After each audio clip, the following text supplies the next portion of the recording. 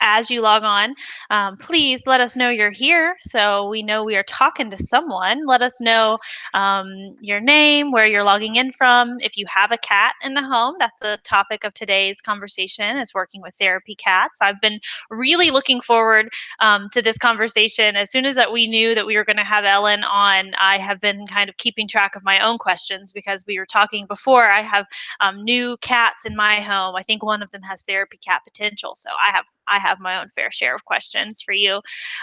So excited. We'll wait for some people to join us. Oh, here we have some hellos coming in. Ashley from Tucson, and so wait for a couple more hellos to come in. One more warning, I guess I should say, for our audience today. Here where I live, we've had this very ominous rolling thunder happening, the kind that shakes your house this morning. And that's not a problem for me. But as you know, I probably know I'm a dog lady as well as a cat lover and have many dogs who have opinions about thunder. So if we hear any chorus of barks in the background, please bear with us.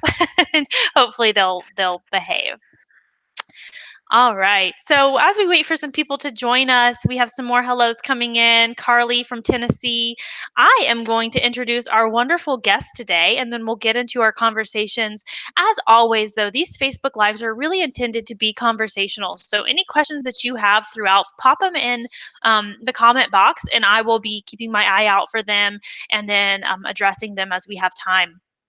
So Ellen has some great expertise that we have not yet featured on our Facebook Live. We're going to be talking about how to partner with cats today, and Ellen has quite the background. So after working in information technology for what she says for more years than she cares to admit, Ellen decided to make a career change. She obtained a job at a veterinary clinic and went back to school for veterinary hospital management. And after finishing that program, she was offered the position managing a 2-clinic practice that brought her to Durham, North Carolina. With over 10 years at that practice, she decided that even with her pet partner's volunteer work, she was not getting enough hands on time with cats. So it led her to turn her side gig grooming cats into a whole career within itself. Her business is called Trilling Cats, and she grooms cats only, which helps to satisfy her hunger for cat knowledge, including cat behavior, cat nutrition, and of course, cat grooming. Ellen has also successfully trained 3 cats to pass evaluation and work with her as registered pet partners teams. She said the pandemic has kept them from going places, understandably, over the course of the past year, but they've been holding weekly virtual visits with the VA hospital in Durham. And Ellen is also a fear free elite certified professional and cat friendly veterinary professional. So you can see why we have our guest with us today. Thank you so much for joining us. Thank you for having me. Absolutely. More hellos. I want to say hi to Susan from Minnesota who volunteers with her cat Ruby. So we have some other cat handlers with us, which is exciting. Susan, if at any point we say something and you have more to add, more expertise and experience from your experiences, please pop them in the chat. We have hi from Elle, and we have a question. So we will get to that from Carly. What makes cats ideal for therapy animals? So we will be talking about that today. My first question for you, Ellen, is just tell me, how did you get started in therapy animal work with your cats? Well, it was kind of interesting. I've always been a cat person, and I went to my church one day and ran into a friend of mine who happened to have her dog with her. And she said they were on their way home from a therapy visit. And so I got chatting with her, and I'm looking at this dog and going, well, it's a really cute dog and it's really sweet, but my cat Katie's a lot smarter than that dog. The war of cats and dogs lovers. I feel it coming on.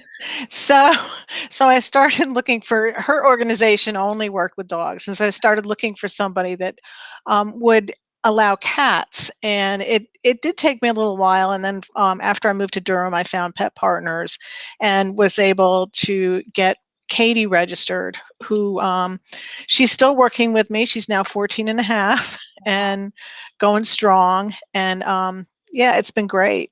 I love it. That's awesome. We are so happy to have our cat handlers, and we to answer Carly's question about what makes cats ideal for therapy animals. At Pet Partners, we have 9 different species that can become therapy animals, and we want to have diversity not just in our handlers and in the people that we serve, but also in the species whose love we can share within the community. And I can't tell you how many times I have been on a visit with my precious dogs, and someone has said, "Well, don't you have a cat you can bring to us?" So it's just like with people who have different preferences. There are certain animals that resonate more with different audiences, and there's even research to support that cats can have a really unique influence on people. So we're so excited to be able to hear from you today. So you mentioned one of your therapy cats, but tell us about them, about each of the cats you've partnered with, and maybe a little bit about their temperament. Well, all of my cats are very laid back. And so that is one thing that's important because you don't want them getting rattled by strange people coming up to them, noise, depending on the environment you're in. For example, at the VA hospital, they have this robot thing. I'm not sure what its purpose is, but it, rolls around the floor, and it's, 2 or 3 feet high, but it's very startling at first. I was more startled by it than Vivo was. So, they do need to be somewhat bomb proof, so to speak. And so being laid back is important. They also need to be accepting of people they don't know and allow people to touch them and not, panic or try to run away or whatever. Although saying that, I have to tell you that just because your cat hides under the bed when somebody comes to your house doesn't mean they're not a candidate. You need to get them out to find out. Um, Katie will have nothing to do with anybody that comes into her home. This is her home and this is her domain. But the minute you take her out on a harness and leash, it is all about Katie. Wow. And she expects to be petted and loved on and told she's beautiful and all those great things. So you do need to get them out a bit when you're training and see how they react to it. And also, I have a cat, I had a cat that he would run to the door every time the doorbell rang. He wanted to see who it was, but he was not a candidate for therapy work because he didn't like strangers touching him. He was interested in seeing who was there, but he didn't necessarily want to be petted. Okay. So it is different, but yeah, Katie is, I call her my bomb proof cat. Um, she has been with ages from infants up into their 90s, Wow. and she will put up with just about anything. Although I do make sure that she has a carrier or crate or something nearby.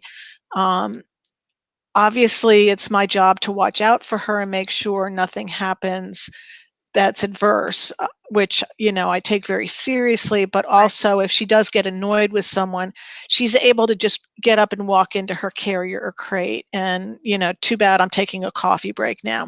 Right. Um, my second cat that I trained was Topaz, who unfortunately is no longer with me. Topaz was the queen of dementia patients. Mm. She would not take no for an answer from a dementia patient. So I would take her into the memory care unit at one of the local assisted living facilities. And I'd ask people, would you like to pet my cat? And sometimes they'd go, no. And so I'd sit down in a chair nearby, and Topaz would get on the arm of the chair. And next thing you know, she's walking across the different chairs until she gets to their chair. And then she'd sit on the arm of their chair. And I'd look over and they'd be sitting there petting her with her curled up in their lap or like right next to them. I mean, Wow. it was just amazing the effect that she had on these people. And she also liked going to the university to see, we would go for study breaks during exam week, but she was not fond of children. So we didn't do kids stuff with her.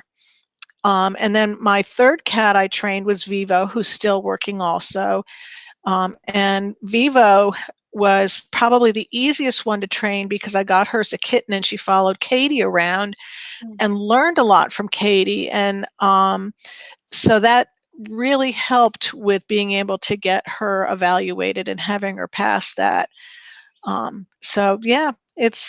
they're all great cats, but they have different personalities and they have different likes and dislikes. Mhm. And Vivo will go just about anywhere, similar to Katie, but I think she definitely prefers adults to children. Okay. That makes sense. I love that you're talking about being in tune to their preferences because that is so important. No matter if you have a cat or any species that you work with, to pay attention to their body language and what they prefer is so key. And I also love that you said, how a cat behaves at home is not always indicative of how they might be as a therapy animal. I had never thought about that, and it's so true because even with my kitties, what the one who's kind of most social at home is not the most social out and about, and there's another one who is maybe hiding at home, but then at the vet acts like they're just there and having a good time. So that is really important to note. How did you go about? We hear so much about training canines and even in training horses and other species. How did you go about training and preparing your cats? There were two levels to preparing them. One was the actual training to behave certain ways and do certain things, and the other was acclimating them to going out.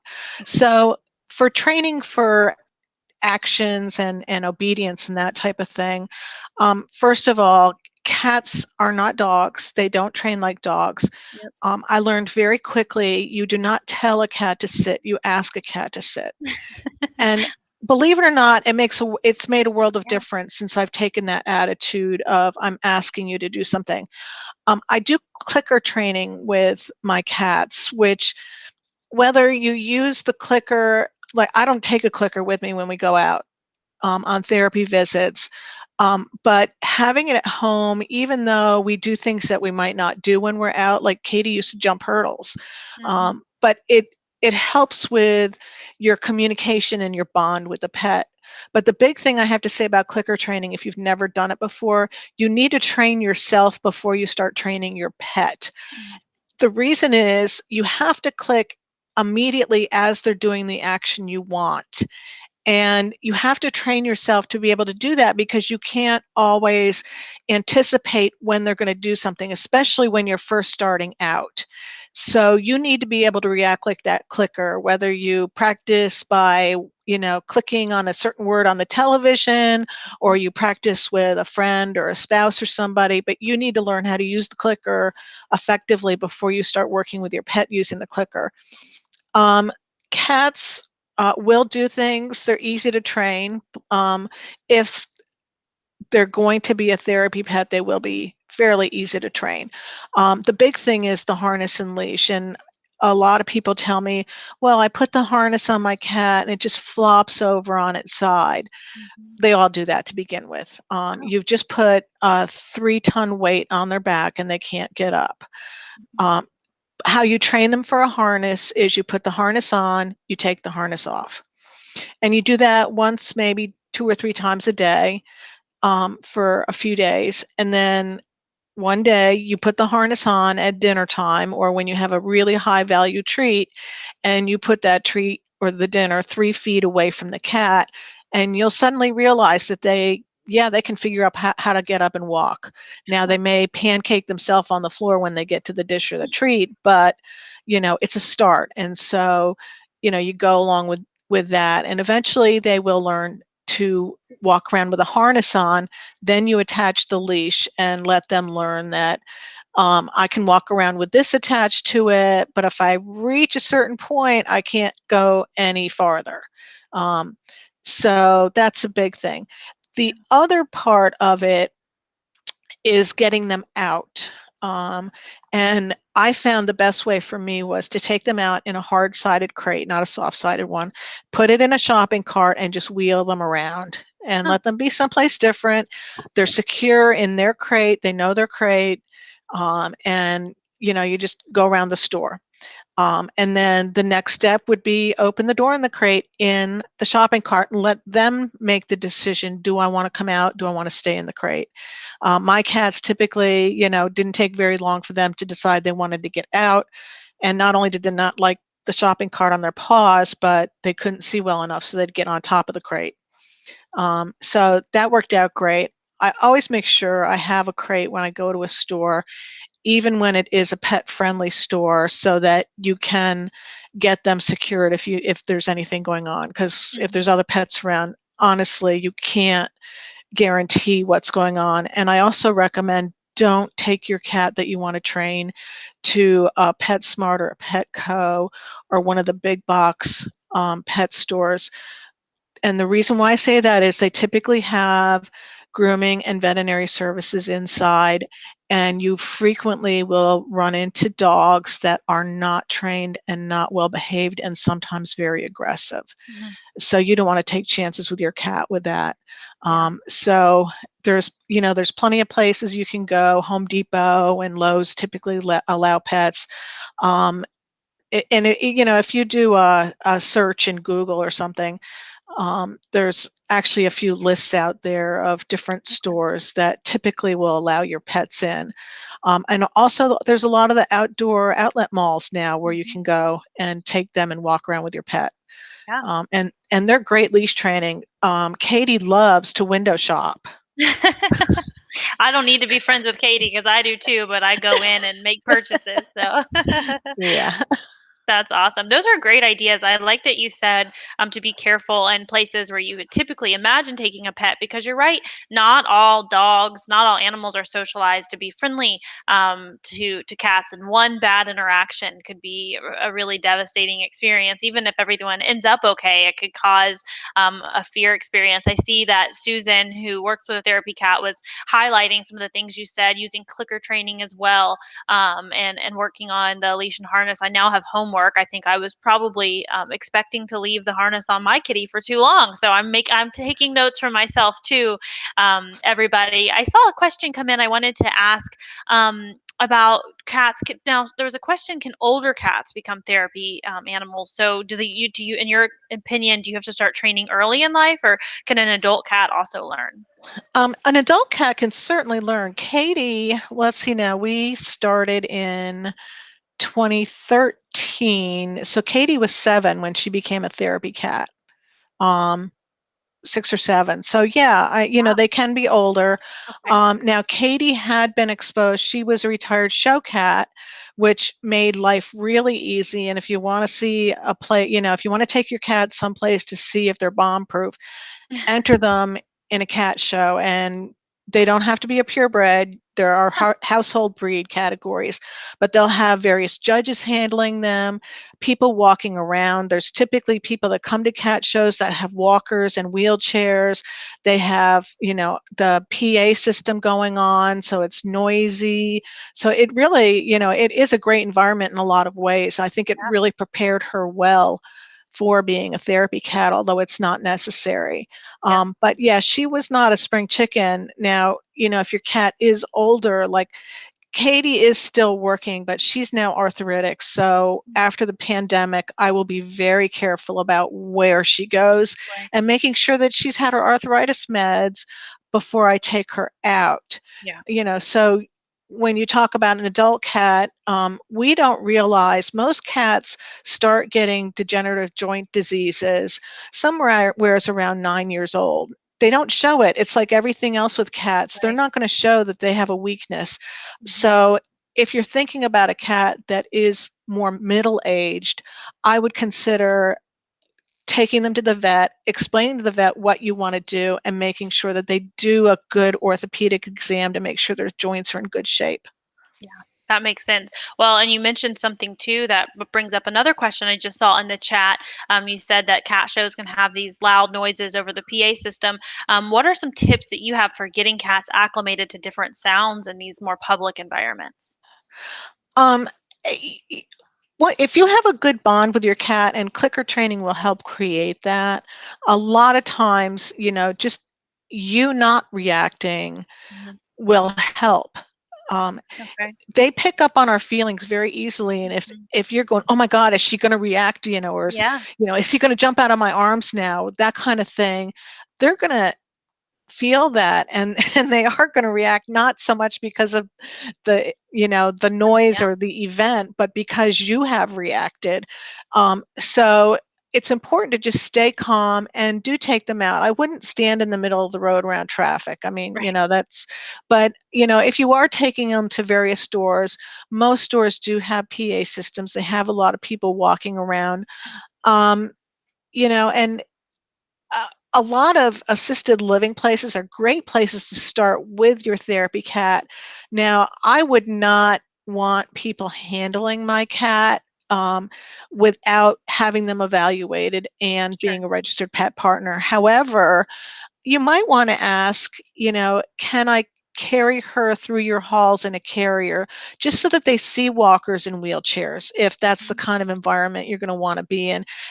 Be creative and think of places that you might want to work at. And can you take your cat there in a carrier and just walk through the halls for 5 minutes and see what Yeah. happens? Or, if not that particular setting, is there something close to it that you can go to? But also, if you are going out, taking your cat out shopping in a mall and things like that, you'll see how they react, because people are going to see your cat and they're going to ask to pet. And so you'll see how they react to children, how they react to adults, and that kind of thing. Yeah, that's a great point, to find places where it's safe to have those limited and interactions, say, in a carrier, but you get that exposure and the opportunity to see how the cat does. You talked about medical equipment and the exposure. That's something that's on the therapy animal evaluation exam. What was the evaluation like for, I know you had three different kind of times with your cats, but talk to us a little bit about that evaluation with your cats. The first one was actually the toughest because cats were still doing the small dog test, Okay. and there now is a cat test. Um, my cats are just so laid back. Mhm. I think the biggest thing is, I like the fact that the tests are progressive, in that you start out where, you're just walking around the room, and then you're passing somebody, and the touching comes later and the noises come later. So you're progressing through how tough the various steps are. Um, the biggest thing is, getting them. Well, for mine, I have them sit on the table. I think there's an option to do something else there. I have mine Mhm. sit or stand on the table, and that's not a big deal at all for Katie. As long as I ask her, she will stay on the table. Okay. Vivo, on the other hand, wants to go exploring, Mhm. and so that's a bit of a challenge for us to stay on the table without my trying to corral her. Um, but yeah, and when you take the handlers course, they go through all the various steps of the test, and it really helps you prepare for the test itself. And you're not going in wondering what they're going to want you to do. You know Right. exactly what they're going to expect, and a lot of people fail the first time. It's not a big deal. Yeah. Sometimes that test, it's the first time your cat is out on a leash, not in a carrier, not being protected by you, where you're expecting him or her to do things. And so a lot of people do fail, and it's not really a failure. You can Right. test again. It's a way of finding out where you need to work on. Yeah. What skills are you having problems with? Yep, absolutely. That we even call it a not ready, if on an exam rather than a fail for that very reason. And have to say, I'm a dog trainer who has worked with dogs all my adult life. And when I go to take the evaluation, it's an intimidating process, even for me who I live and breathe this. And I know my stress even impacts my dog. So, if, with cats who can be also so sensitive to our feelings, the same thing can happen. So, if you're someone who's joining us today and you have a little bit of understandable anxiety about the evaluation process, or maybe you've gone through it before and got a not ready, know from people who've been doing this that that is completely normal, and we still want you to come back and try again. So I saw a question come in from Patty Anderson. Patty's wondering if you, in your experience, there's any cats or breeds of cats that might make a better choice for this kind of work if someone's going to be looking for a cat from a kittenhood. There are breeds that are probably better than other breeds. All breeds have, great um, traits that some Sure. people want. I would say probably a Bengal is not going to be a great breed because they're very vocal and they're very active. Most Abyssinians are very, very active, but if you're going to be in a setting where you're um, going to be active with children versus a sitting and reading, they might be a good choice. But my cats are Maine Coons. I fell in love with the breed when I got my very first cat from the shelter. Turned out Mhm. I didn't even know what a Maine Coon was, and it turned out that's what she was. And after she passed, I had to have another one, and one's not Mhm. enough. My kinda So animal person, I get it, yep. yeah, so yeah, the what we call the forest cats, the Maine Coons, the Norwegian forest cat, and the Siberians tend to be laid back. And so they're really great breeds. Persians are um, are really sweet, but I don't necessarily promote them because the breed has become so flat faced. They're brachycephalic, Mhm. and they have health issues because of it. And so, Yeah. unless you can get one from Japan where they're realizing that it's not fair to the cat to breed them that way, Mm, um, I, yeah. they are great. But yeah, and if you go to CFA, which stands for, I don't remember, Cat Fanciers Association. And then there's also TICA, which stands for the International Cat Association. They have a lot of information on different breeds. Okay. So I would look for ones, that they say they're laid back or, calm or, great with kids that, Yeah, look for the kinds of catchwords that you would want in a pet and would also go the kinds of places you want to go. yeah. Now, that doesn't mean it's going to work out. I Mhm. got two kittens, almost 6 years ago now, and the one that I thought was going to be the therapy cat is not, and she never will be. She's a fabulous pet. Yeah. She had some health issues as a kitten, and it just spoiled her for therapy work. So it's Mm, just not going to happen. The one that I didn't think was going to be a therapy cat was Vivo. They have to be at least 1 year old to test to do the evaluation. Vivo passed as at a complex at the top oh, rating when she was 1 year and 4 days old. wow. So That's yeah, impressive. so there's nothing guaranteed. So if you do go out getting a cat thinking you're going to do therapy work, just keep in mind you may end up with a pet. Sure, of Um, course. Yep, with and all and animals. yeah, that's just the way it is, and Yep. you know, so be it. But I love Maggie to death, and I call her my snuggle buddy because she's the one that comes and sits with me, and she keeps my feet warm in winter in bed and things like that. But she will not be Yeah, a therapy cat. I But the other understand. two do great when they're out. Yep, absolutely. I mean, that's why I say that's why I have so many dogs. I have so many dogs because I love dogs. But I same thing, cross species. It takes a special animal to do therapy animal work, and many of the dogs who I have taken into my home either had short therapy animal careers or are just my babies, and they're not therapy animals, which is a okay. So I get that. When we think about visiting, we've passed the evaluation. Now it's time to visit. What are some of the practicalities that come to mind when you're visiting with cats? Like, for example, this is a good question for you, given what you do for a living, but preparing the cats from a grooming perspective. Um, all of my cats get bathed on a regular schedule. Now, if your cat's not going out very often, you're probably going to want to bathe it before you go on a visit. But because mine are bathed on a regular schedule, and sometimes go out a couple times a week or a couple weeks in a row, I don't necessarily bathe them every single visit. But it is important to bathe them. A lot of people that have therapy cats I know use um, the spray or whatever. I'm not even sure what it's called. They don't use water and shampoo. And you really should be bathing your cat with water and shampoo.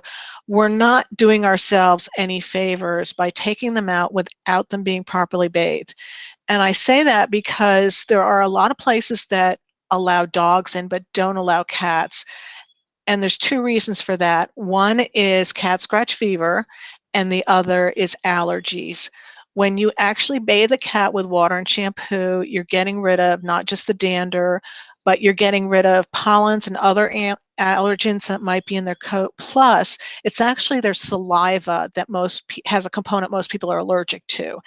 And Mhm. so when they're licking themselves, they're getting saliva all over their coat. And by washing them and doing a good job bathing them and getting all that out of their coat, you're reducing the allergens. And so some people who may be allergic can even tolerate your cat, I've had a couple people that I've worked with in the past that would love to cuddle with my cats because they didn't make them sneeze or their eyes water and that type of thing.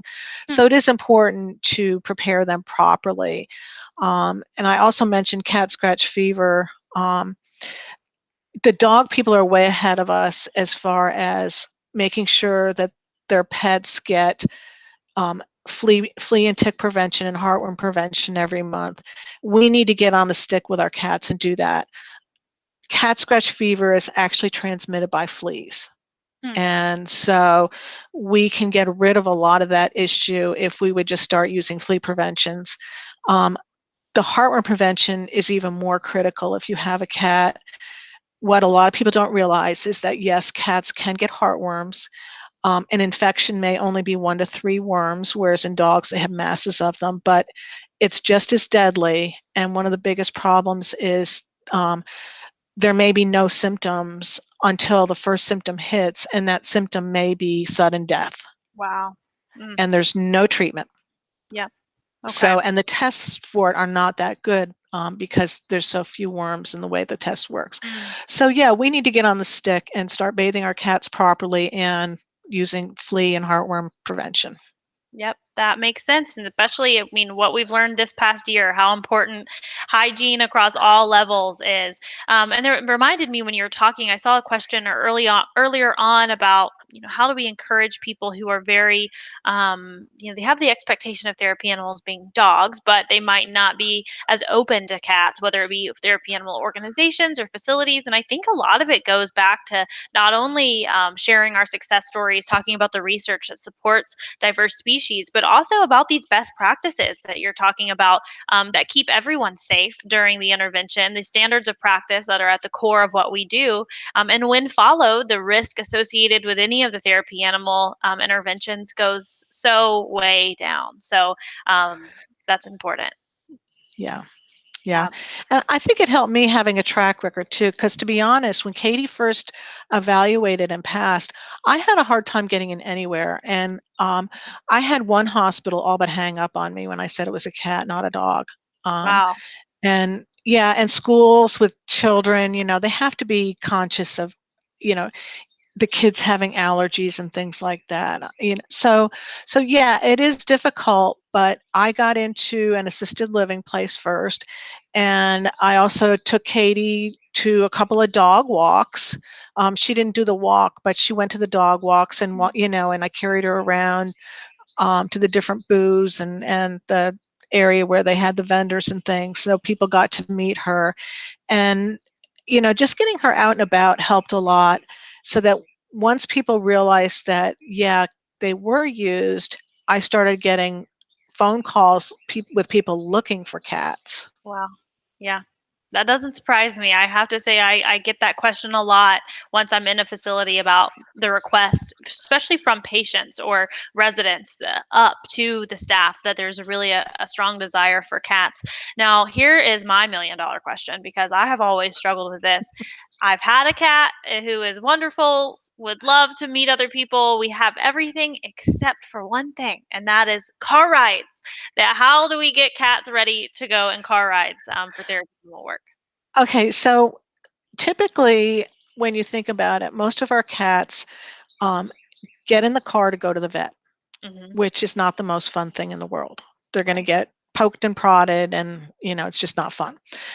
So the first thing you need to do is do carrier acclimation. And if you go to cat friendly, I think it's .org, it might be .com, but the American Association of Feline Practitioners has a website for that. And there's also um, Fear Free Happy Homes, and they'll have information about acclimating your cat to a carrier, which includes keeping your carrier out with the door open all the time so that Mhm. it's not a stranger to your cat. My cats will actually go in their carriers to take naps sometimes. And I know when Katie's arthritis is getting to her, because she goes in her carrier, and that's her signal: I don't feel good, leave me alone, don't touch me. Mhm. And so yeah, having your carriers out all the time has great benefits to it. But just getting them acclimated to the carrier to begin with helps. So it's Yeah. a safe place and not a, oh my God, I'm going somewhere awful place. And Yep. then you can start doing things like take them for a quick drive, even if it's just around the block. And, because they're like, uh-oh, where are we going? Where are we going? And you drive around the block and you bring them home and it's like, oh, we're back home. And you do Yeah. that a few times. Or I'll take somebody with me if I go to a drive-through at the bank or to get fast food, the Walgreens to pick up a Mhm. prescription, whatever. I mean, any place that has a drive-through that I'm going through, if I possibly can, I take a cat because my girls have not been out for the past year. And I don't want them to lose that ability to get in the car Yeah. and go and not worry about it. And it's gotten so ridiculous in my household that Katie actually has a small dog booster seat and she insists on being in the navigator seat in the Oh my car. goodness. And she sits in there and chats the whole way and chats the whole way back and tells me everything she sees. She's great in the car, That's but awesome. she's been going places since she was young, and Mhm. it's not always been to the vet or someplace awful. So Yep. that makes a huge difference. Yep. As you say this, I wonder, someone working with dogs for a living, it's so similar. I'm like, why did I never think about these things that we do for canines that we can do for our kitty friends as well? Judy's asking, and she has a rescue cat, and she got her 4 months ago, and so you talked about acclimating cats to carriers, but how do we acclimate our cats to the bathing process? Okay, when you think about the bathing process, you're not going to give a cat a bath. You're going to give them a shower. Okay. Um, so if you have a sink with a sprayer on it, that's the best and the easiest way. Although if it's in your kitchen and you have an open floor plan and they take off and they have access to the whole house, that may not be where you want to start. You may want to start in a small bathroom with a bathtub and a pitcher that you fill up to pour on them. Okay. Um, but you also don't want to immediately dump the water on their head. Think about how you would want something like that introduced to you. You want to start and get their feet wet first and work your way up. And the first few times you bathe them, you may not want to use soap. Hmm. Um, you might want to just get them wet, and if you get their legs wet and they're tolerating that pretty well, but then they're getting antsy, well, stop at that point, and the next time try to go a little farther Hmm. and work your way into it. When you do introduce the shampoo, do make sure that it is labeled for cats. There are most pet shampoos are, but there are a few out there that are only for dogs. So make sure it does say cats or cats and kittens on the label. um, that their pH is different from people, and they are also much more chemically sensitive than dogs. So that's a good thing to do. But yeah, and when you do bathe them, rinse, rinse, rinse, rinse, rinse, because you don't want to leave any residue from the soap on there. And that's another thing. If you purchase a good pet shampoo, typically they'll rinse out a lot better and faster than some cheap bottle of Yeah. whatever. Okay. I mean, you don't have to Yeah. spend a lot of money, but yeah, if you have one that's not rinsing out well, try something else. Okay. Um, it should rinse out well. That's good advice. That is good. I'll have to change my way. I'm learning so much today. This has been such a good conversation, and I am keeping my Great. eye out for any questions. I only have one more question that I will ask in just a moment. But for anyone who's still with us today, if you have a question we haven't gotten to, put it in the chat, and I will keep my eye out. But before we go towards closing, I one of my favorite questions that I get to ask on these events. If you could share with us a success story, a testimony from one of the visits in your mind with your cats that sticks out as just what makes this intervention as amazing as it is, we would love to hear that story. And that's really a tough question because we've been doing it long enough and we've been with all different kinds of ages. And I could probably tell a story about each age group. But I think probably the one that struck me the most and that I learned a lot from, I went to a rehab facility to visit a woman that I had been visiting at an assisted living, and she had fallen ill and had to go to rehab for a while. Mhm. So I took Katie over to visit her. And um, as is typical when you have a cat in a place like that, you're walking down the hall and everybody's stopping you and wants to pet her. Yeah. So I always have to plan extra time to get in and out. So we got in, we visited our friend, and we're on the way out. And a woman who was, probably middle aged, was pushing an elderly woman in a wheelchair and chatting away and calling her mom. And, mom this and mom that, and oh, look, mom, there's a cat. And so she said, can we see the cat? And I said, sure. And so I got down to the level of the woman's lap with Katie so that she could see her and touch her if she Mhm. wanted to, but she was fairly non-responsive. And from the way she looked and the way she acted, I obviously we don't ask. We never ask because it's HIPAA, but I suspected that she had a stroke or some serious neurological event Mhm. recently. And so, we chatted a little bit, and then I got up and held Katie up towards the woman who was pushing the wheelchair. And she started petting her, and she said, can I please hold her? And I said, sure. And so I handed her Katie, and she took Katie in her arms and just burst into tears. Hmm. And I just, calmly waited for her. And I'm thinking, okay, this has not happened to me before, but I guess we just go with the flow. Yeah. And it really took a few days for me to process this whole visit and everything that had gone on. And over those few days, I realized that it probably was a fairly recent event that happened. It was her mother. Her mother Mhm. was probably never going to be the same again. Mhm. So there was probably some grief going on there. Yeah. And she was probably the primary caregiver of her mother. And Mhm. that was what she was worried about. And for all we try to comfort people, typically when we do that, we say things like, oh, it's going to be all right. Mhm. Everything's going to be okay. Well, let's face it, it's not always.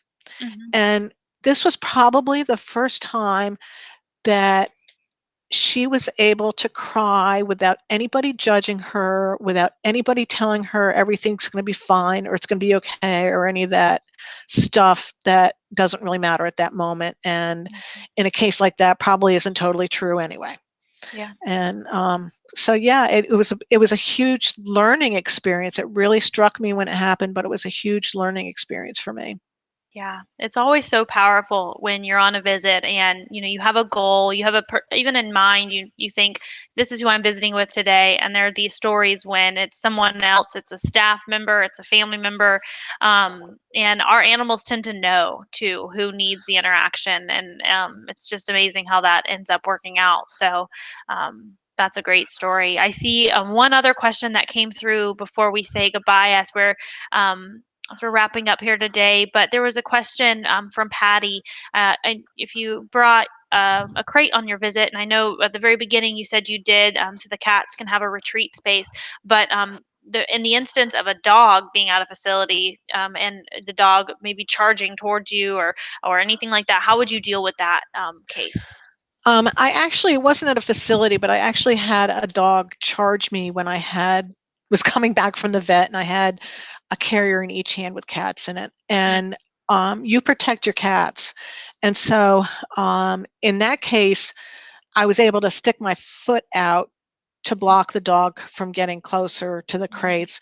Now, if I was on a visit, I would probably, grab my cat in my arms and turn my back so Mhm. that the dog would be coming towards my back and not my Yeah. pet. Yeah. Yeah, Um, and it's hard. I know that even with my little dogs, I have tiny, tiny dogs, and sometimes on visits they can initiate that same kind of prey drive and others. So that's another case where if you're going on a visit and you can call ahead, if it's like a senior living home or residential, and you can make sure that if there's any dogs that they're going to be up and doing that kind of legwork in the beginning to prevent that from happening, is always the best bet. But to just be ready to have a carrier there to protect your cats as needed, I think would go a long way. yeah. Yeah, that makes sense.